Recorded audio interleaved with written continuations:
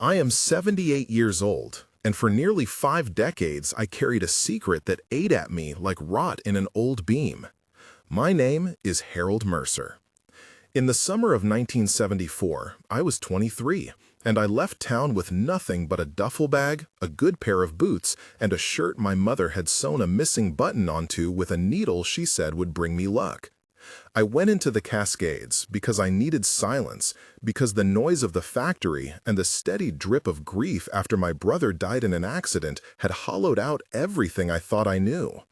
I found a small cabin on the edge of a clearing 20 miles north of Ashford, Washington, with a door that smelled like resin and a porch that sang when the morning wind hit it. It was there, in that fogged morning of September, that I first met something no one in town believed in, and that thing looked back at me with patience and worry and a face I could not name. I could have left then and never told a soul. I could have let the years bury the memory. Instead, I stayed, and I learned things about ourselves that are worse than any rumor you have ever heard. I kept scrapings of fur in a mason jar. I have photographs I took with a hand-me-down camera that still sits in a shoebox. I wrote the names of visits and the dates in a small green notebook which I keep in a safety deposit because even when you believe, fear keeps you quiet. For almost 50 years I said nothing because what I learned was about people more than about the creature. In the end, the thing I met taught me that the worst parts of humanity are not cruelty, so much as a kind of thoughtless hunger that thinks itself progress. If you think this is going to be a campfire story about a monster, you will be surprised. Stay with me, and I will tell you what that face in the trees taught me about us and why that lesson still matters. I will not pretend my leaving town was romantic. I left because I had lost my anchor. My brother Pete worked the assembly line, and one winter his hand slipped and the machine took him. The funeral was small. I remember the smell of cold coffee at the church hall, and my mother folding her hands as if she were folding the whole house into a single aching line. After the funeral, I could not stand the sound of engines and the whistle at noon. I sold my small savings to buy the cabin, and the man at the hardware store told me honestly that the place had been empty for years and that the roof might need work. I fixed it myself. I slept with windows open to the cedar and woke to a sky that had a color I had forgotten. The backstory is plain and true, and it matters because it explains why I let myself be small in the world and why I was open to the impossible. I was not running toward an adventure. I was stepping away from a life that had been defined by loss and habit. My mornings became routine. I rose before dawn, made coffee that tasted of river and metal, filled my pockets with bandages and twine, walked down a faint track to the creek, and listened. The creek taught me to watch time. It ran cold and clear. It tasted of stone and old roots when I cupped my hands for a drink. At night, the cabin's plank floor creaked like a human spine, and the radio hissed in the corner. Some nights, the only sound was my own breath and the distant call of owls. One October night, I woke to a sound like a gate being closed very slowly, and when I stepped to the doorway, the fog was low, and there were prints in the soft ground that were not elk and were not anything I could name. I followed them because I had nothing left to lose. That small decision folded the rest of my life into a different shape. The first time I saw it, I thought it was a nightmare I had wandered into. It crouched partly behind a fallen log at the lip of the creek, much larger than a man and built like a knot of trees twisted together. Its shoulders were broad, and its hands ended in thick, calloused pads. It had fur that smelled faintly of moss and wet earth, and something sharp like citrus rind, as if it carried the scent of other places inside it. I remember the light on its eye as if it were a coal left from a long-extinguished fire. It made a soft, low sound that vibrated in my chest. I did not raise my voice because I had learned in those lonely nights that any sudden noise might break whatever fragile peace kept me alive. I set down my pack and sat on a damp stone, and I spoke out of the habit of not being alone.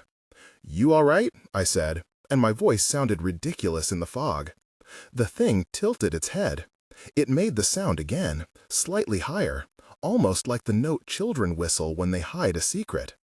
Then it came forward, and the first exchange that matters happened without a human translator. I showed it a bandage because it had a wound on its forearm that leaked a dark sap like blood but thicker, and it accepted the bandage with a gentleness I did not expect. It did not snatch, it did not flee. It held out its palm, and I wrapped the cloth and tied it with twine. When I looked up, its face was near mine, and its breath was warm and smelled of pine. It touched my wrist in a way that felt like a blessing or a question. For hours we sat like that, two creatures at the creek, listening to water and wind trade stories. It left as the sun came up, leaving a row of small stones arranged in a pattern I later learned was a marker for this place. I could have taken a photograph then. I could have shouted.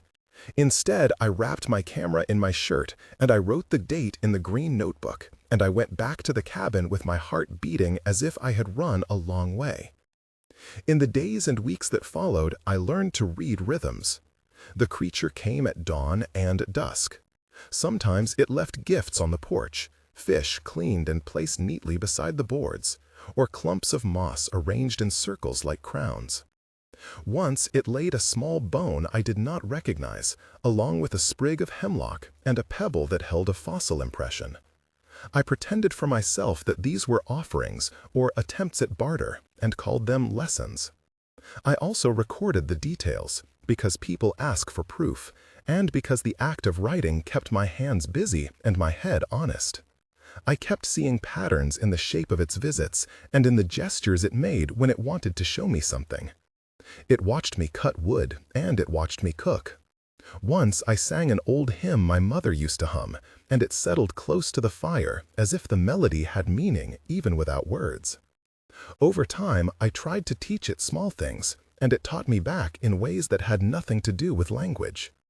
It showed me how to listen with more than my ears. It guided me to a patch of wild onions I had missed for years, and it waited while I ate, eyes soft like riverstone. When trouble came, I had to act, and the way I acted is a part of the story that divides people who will believe from those who will scoff. There were other people at the margins of my life who mattered. Tom Hargrove was a childhood friend who would drive up on weekends and bring a thermos and a guitar. He laughed loud and had a scar on his chin he said came from a trout that turned on him.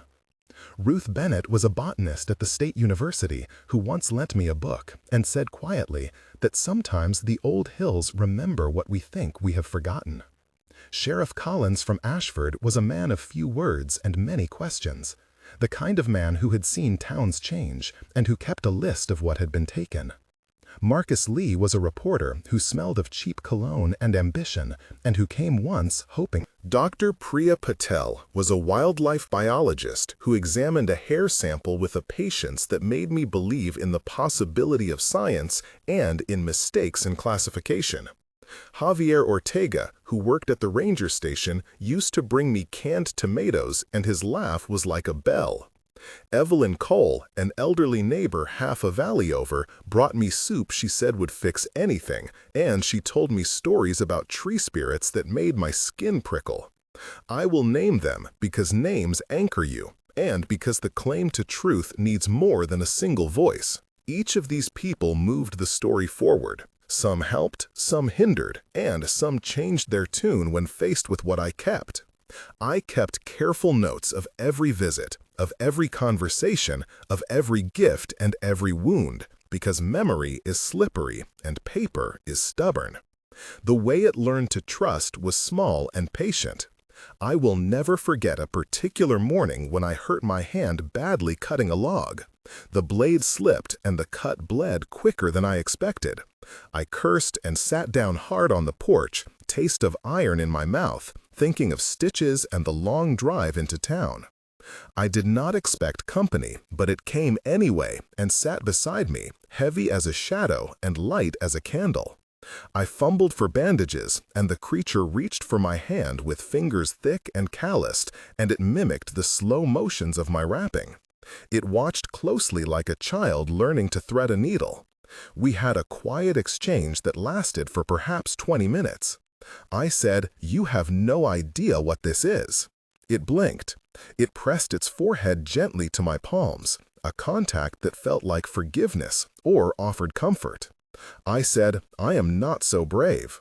It made a low sound, and then it turned away and brought back a handful of soft moss which it placed over my wound like a poultice. I did not know if it understood infection or dressing technique. I only knew the moss felt cool and clean. We had a dialogue without words, 8 or 10 small shifts of gesture that taught me trust is not only spoken.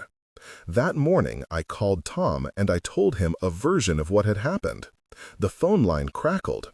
"You sure you're not making this up for attention?" he said with a laugh that tried to cover worry. "I swear on what is left of our mother's curtains," I said. "Come up, bring that old guitar."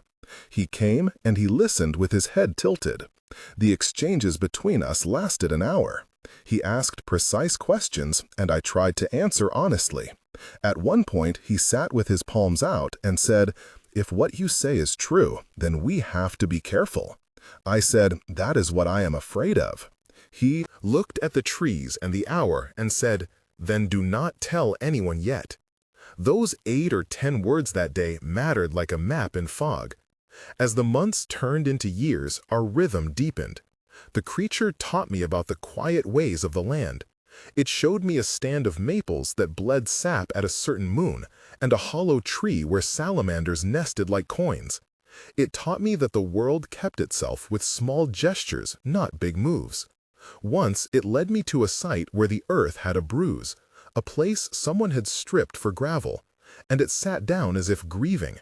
It made a deep, low sound that I felt in my sternum, and then it brought me a flat piece of charcoal and dragged it slowly over the ground, making marks I could not decipher. After that evening, I began to see markings on stones, little circles and lines arranged like a hand alphabet. I started to sketch them in the notebook. The creature came when it could and refused when danger came. The first lesson was patience. The second lesson was responsibility. The third was humility. Those lessons I wrote into the margins of my life. I also recorded small human vignettes that illustrated how fragile that trust could be. Once, a hunter named Dan Porter came through with a group and his dogs. Dan smelled of beer and gun oil, and he fancied himself a tracker. He saw prints one morning and followed them loud as thunder. I watched from the loft as he and his friends moved through the moss like puppets, making a performance of dominance. They found the place where the creature had slept. They joked and they took photographs. That night, the creature did not come back for 3 days. When it returned, it moved like a man carrying grief. I confronted Dan by the creek, and our words that night were like knife strikes. He said, "We are entitled to our meat and to showing what we take." I said, "You are breaking a pattern." He laughed and said, "Patterns do not pay for a family." That exchange shook something loose in me. It was the first time I saw how people talk themselves into taking what the land and others need. It was the first time I learned that what machines and greed call progress is often just a permission to erase. I kept meeting other people in fits and starts. Ruth, the botanist, came one afternoon with a pack full of plant presses and a careful look that said she had been waiting for something like this her whole life. We spoke at length. The conversation went back and forth in many turns, the way plants uncoil when placed in water. "If what you describe exists, it alters our knowledge of the ecosystem," she said in her crisp voice. "We need samples, permits, a study." I said, "You will take it into your books, and it will become a subject, and then it will become something else." She looked at me and said, "What would you prefer?" I said, "Quiet, respect, a decision to do no harm." We argued. We debated what scientific rigor meant when ethics were stripped away by funding pressures and fame. Marcus came with his recorder and his bent for headlines, and he asked me to let him in on the secret because he thought a story would save him. I refused for a time, and then, at a low moment, I leaked a grain of detail and watched how quickly curiosity turned to appetite. The hunter Dan returned months later with others, and the tone of things changed. The creature retreated. I remember one exchange with Sheriff Collins who said, "You can protect what you love by telling it." And I said, "Or by keeping it out of sight." The sheriff folded his hands and said, "Either way, you will be judged by your choices." That is a sentence I carried like a stone. Our moral failing, I learned, was not always violence. Sometimes it was a blindness that allowed others to do harm in our name. There were moments of tension that I can still feel. One night in late autumn, a trap was set near the creek. I smelled the wire before I saw the gleam caught in moonlight. The trap had a cruel simplicity to it. I knew then that the kindness I had shown could be repaid with a lead weight around a throat. I acted, and perhaps I acted in bravado. I cut the trap with my pocket knife, and I left a note that read, "Do not set things for those who do not understand." I watched from the ridge as a man named Fletcher came down with a lantern and a shotgun, and he cursed when he found the cut wire. He stood there with the shotgun and said in a voice meant to be steady, "Whoever did this is playing games." I stepped into view, and he swung and nearly hit me when he saw me instead of the creature. We had a loud exchange. He accused me of lying hoaxes to get attention. I accused him of selfishness and of not seeing what he might ruin. His friend laughed like coarse cloth and shouted that my green notebooks were nothing and my jars were trinkets. The argument ended with flung words and with threats like wet fires. Later that week, the creature did not come, and when it finally returned, it brought with it a small sapling chewed tenderly and placed at the foot of my porch. To me, that act was apology or explanation. The moment of tension lasted 2 nights in my sleep, and in the morning, my hands trembled for hours. That tension was a teacher that did not have a lesson I wanted to learn. On a rainy spring day, the authorities came with boots and tape and official faces. Marcus had leaked something, and the next thing I knew, men in green vests from the county, a wildlife tech, and Sheriff Collins himself stood before the cabin. Dr. Priya Patel arrived with sterile gloves and curiosity wrapped in method. She examined the hair sample I had carefully stored in a jar. Her explanation was a professional rhythm. She said, "We can do DNA testing, but first a proper chain of custody is required." She spoke in clear, clipped sentences, and I watched her hands take the jar like it was an artifact from a museum. The process she described was technical and slow and precise. She explained that the hair would be placed in a sterilized envelope, logged with date, time, and location, and sent to a state lab where technicians would extract mitochondrial DNA and compare sequences to known mammalian databases. Any contamination would compromise results. Her voice had a warmth when she said contamination and a warning when she said false positive. The procedural description lasted perhaps 300 words. And it comforted me because it meant that a piece of this story might have to lie in public light. I felt the jar in my hand, and it suddenly seemed heavier because a small object could be the hinge of truth. I signed forms, and the men left like storm clouds. Words about methodology floated in my head like little boats. The press arrived, and attention and hunger surfaced like a head of smoke. Marcus tried to present a narrative that would sell. He asked questions in quick troves. "Did it talk to you?" he asked in one exchange. "No," I said, "not in the way you mean." "So you will agree that this is newsworthy?" he asked. "I am not here to make money," I said. He smiled that journalist smile and said, "People will pay for this story." I answered, "They will also come with cameras and curiosity." He leaned forward and said, "Which is why this will be big." I looked at him and said, "Big is what ruins things." His hand hovered over his recorder. He said, "But telling people can save it in the long run." I said, "Does it save if you do not know how to listen?" The exchange continued in many turns and tightened my stomach. Marcus was not malicious, he was hungry. Hunger will justify things it should not. The debate around disclosure is complicated. When some in town wanted admission to see evidence, they argued that transparency prevents myth. Others wanted secrecy to prevent extraction. Some thought money and fame could be traded for protection, and others thought trade always interrupted intention. The summer the logging company expanded roads into the upper valley, everything changed. Heavy machines tore a scar across slopes, and a convoy of trucks rattled past the cabin with a serenity crushing the old quiet. The creature's visits tapered, and its gifts became less frequent. The new road cut through a nesting ground for a pair of owls that had nested there for years, and I watched one fall from a cleft in an afternoon wind. The logging trucks made a sound like 1,000 feet marching. I organized neighbors. I knocked on doors and recruited Tom and Javier and Evelyn, and even Ruth helped with technical testimony about plant diversity. We went to town meetings. We wrote letters with slow hands. Sheriff Collins listened and wrote notes and said that legal battles were slow and expensive. The company sent a representative who smiled with the exact same grin I had seen on men who sold me paint once. "We bring jobs," he said in a voice designed to smooth knives. "We bring roads to development." I said, "You bring a way to erase what is there." The representative said, "Progress requires trade-offs."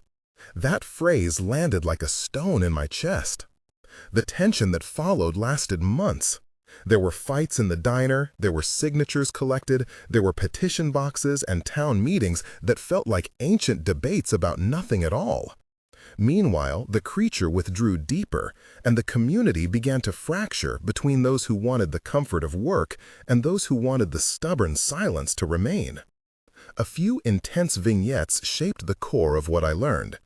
In one episode, Tom and I found a trap line left by poachers deeper in the ravine.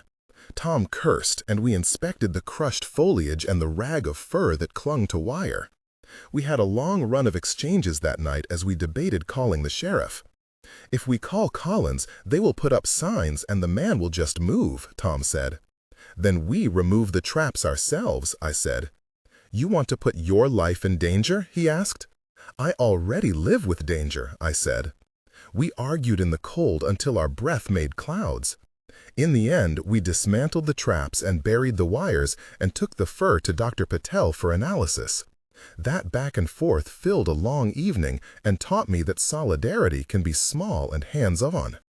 In another vignette, Evelyn brought a child named Lily who had lost her father to the factory, and she asked if the creature would come near children. The exchanges there were quieter. "Do you think it will scare her?" Evelyn asked me softly. "I do not know," I said, thinking of how it had touched my hand. Lily sat on my knee, and the creature visited at dusk, and it did not frighten her. Instead, it presented a little pile of shiny river pebbles as if offering friendship. The child's laughter echoed like wind chimes. These vignettes stacked into lessons I numbered in my mind, and later wrote in my notebook as a way to organize my own conscience. By the time winter arrived, there were at least 8 or 10. Human names regularly involved in the story, and each person shaped events. Dan, the hunter, hardened his stance and called us alarmists. Marcus, the reporter, grew bolder with each lead and eventually published a piece that made half the town scoff and half the town call for proof. Ruth, the botanist, argued in technical paragraphs about habitat and species interaction, and sometimes this research was used by those defending the land, and sometimes it was twisted. Sheriff Collins tried to balance law and local pressure, but the county had its own constraints. Dr. Patel sent samples to a lab, and the reply came back as bureaucratic as a judge. The hair sample matched no known animal exactly. It had similarities to known primate sequences, but also markers that did not fit established categories. The lab sent a polite letter saying analysis was inconclusive, pending further study. That neutral word, inconclusive, felt like a slap and a relief at the same time. It meant both a failure and a defense. People interpreted it as they needed. One particularly sharp moment came when a developer from Seattle proposed to buy up tracts and to build cabins with glass facades that would let people look into the forest like it was a zoo. He came with charts and renderings, and he fed the town a story about growth. Tourism, he said, would bring money and jobs and a future. A meeting took place, and both sides talked and counter-talked in long exchanges. "You do not understand the consequences," said Ruth. "We have to think of the watershed," she said in one turn. "Money feeds families," replied the developer. "We could create a stewardship fund," he said in another turn. I sat and listened and felt old anger and tired resignation twist under my ribs. That night, the creature left a single long hair under my porch steps, as if to say that it had been watching. The hair I placed in my jar felt like a talisman. The choices the town made then were small in words and large in effect. There were other moments that taught me about the way humans build stories. Marcus once set up a camera on the porch, convinced he would catch proof. For 3 nights, nothing moved. On the 4th night, the camera did record something, and the clip burned through the internet like synthetic sugar. It showed a dark shape at the edge of the frame and a sequence of movements that some read as monstrous and others read as graceful. People came from neighboring counties. Cameras multiplied like fungus. They mounted telescopes on ridgelines, and they brought bright lights that tore the night. The creature retreated and did not appear for a stretch. When it did return, it found a world bowed by the weight of observation. That is when the truth it told me finally took form. One evening it stood at the creek, and it looked at the cameras like a patient. It made a sound, and then it arranged small stones in a ring and left. I followed its trail of small gifts, and one of those gifts contained a simple bone shaped into a notch. I latched that bone into my memory, and later in the green notebook I wrote 3 lessons the creature seemed to be showing me. Lesson 1. We do not see what we do not choose to see. Lesson 2. Curiosity without care is a kind of violence. Lesson 3.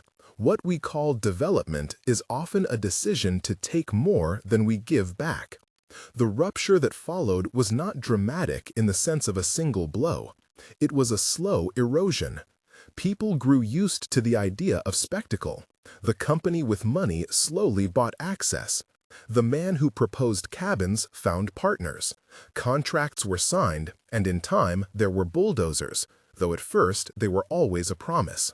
The creature, who had been brave enough to come near us when we were few, retreated as a rule of safety.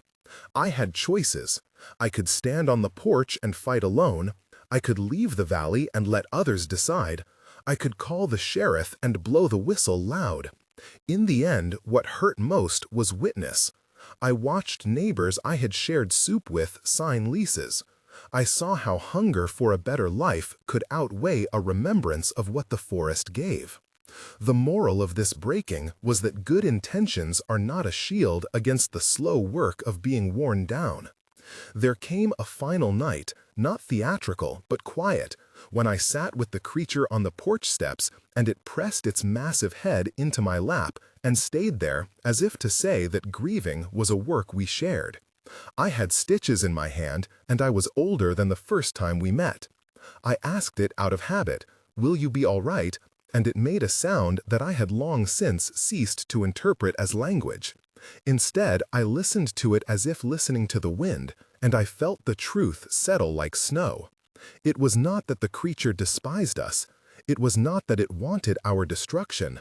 The truth it conveyed in gestures and gifts, and in the steady patterns of withdrawal, was this: the sickness that will break the forest will come from our belief that the world exists to be remade into our image.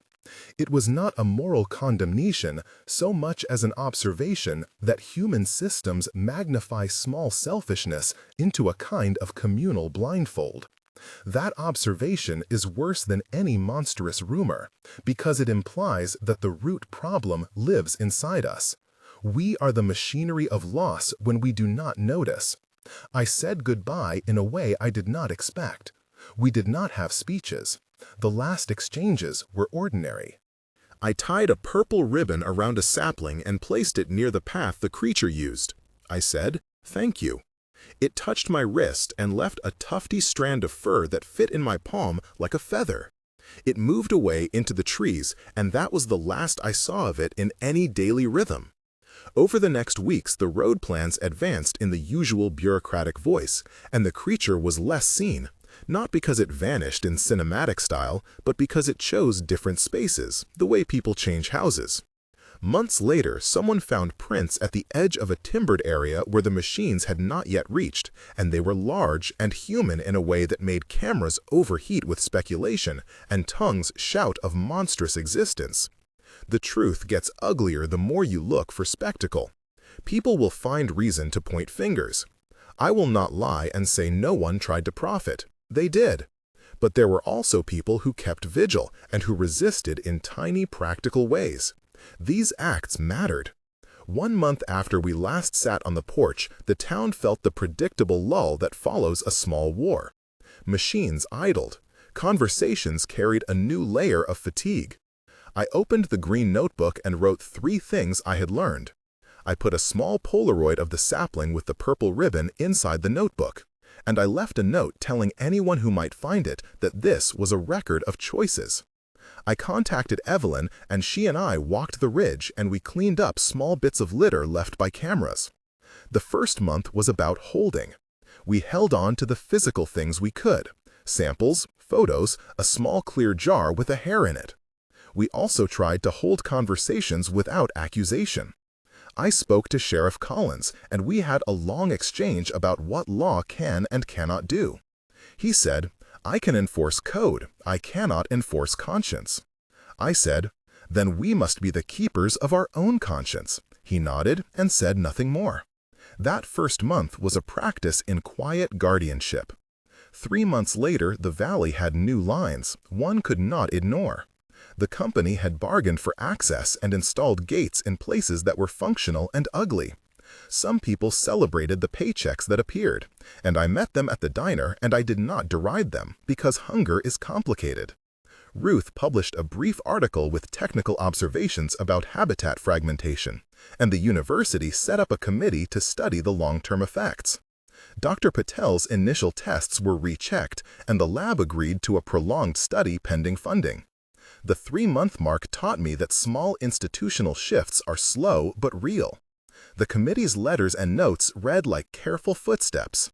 A local volunteer group formed to patrol and to educate hikers about not leaving food and not disturbing ground. Javier helped organize these patrols, and he made signs that said, "Please walk softly," and he painted them by hand. The 3-month moment was not dramatic, but it showed how varied human reactions can be. Some choose immediate profit. Some choose slow repair.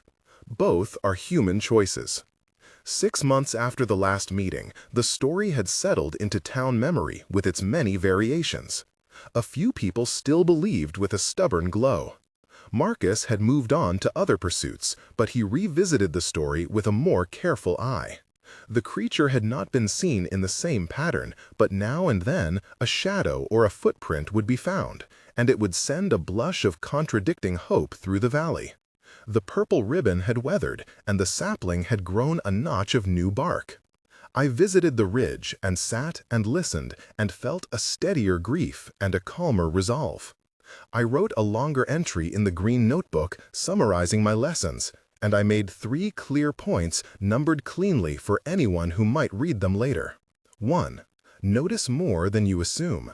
2. When curiosity meets carelessness, it becomes harm. 3. Preserve first, then study. I mailed copies of these notes to Ruth, to Sheriff Collins, and to Dr. Patel with no expectations. I asked only that the conversation continue with restraint.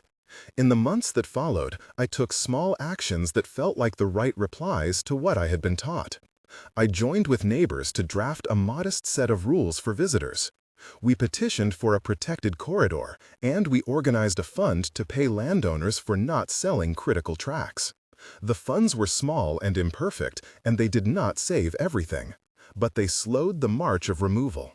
I kept the jar of hair in a safety deposit and the green notebook in the top shelf of my closet. I look at the photographs sometimes, and I still feel the warmth of the creature's palm on my wrist. The truth it told me has nothing to do with aliens or monsters. It was an observation wrapped in kindness. It said with its silence that if we keep on believing that the world exists only to be remade in our convenience, we are choosing to be a species of erasure. That truth is worse than you think because it includes all of us. I write this with a plea that is small and practical. Do not be the kind of person who sees a corner of the world as disposable. Notice the small gifts. Pick up the trash. Ask before you bring in your greed. Teach your children to look with the kind of attention the creature taught me. If you are feeling the same mixture of wonder and doubt that I felt in that fogged September morning, know that you are not alone. If you have had an encounter that changed you, even in small private ways, please write in the comments below. Begin with the phrase, "once a time," and tell us one sentence about what it taught you. Your story matters because together we can make a habit of noticing. I will read what you send and highlight some in future episodes if you choose. There is value in sharing restraint, not only spectacle. I end with 3 final lessons listed simply. Lesson 1, slow down enough to notice what the forest is saying. Lesson 2, protect before you publish. Lesson 3, remember that the worst thing we teach each other is that convenience is a right. The jar with the hair sits in a bank safety deposit in Ashford, and the green notebook is under my bed in a tin box. If you took anything from this account, take this, please. The smallest acts of care matter more than 1,000 signs of conquest. If this story moved you, consider subscribing to hear more testimonies of people who met things that challenged our assumptions. Share this with someone who still believes in listening before naming. I read everything you send. Thank you for listening. Go slowly and look around you before it is changed beyond recognition.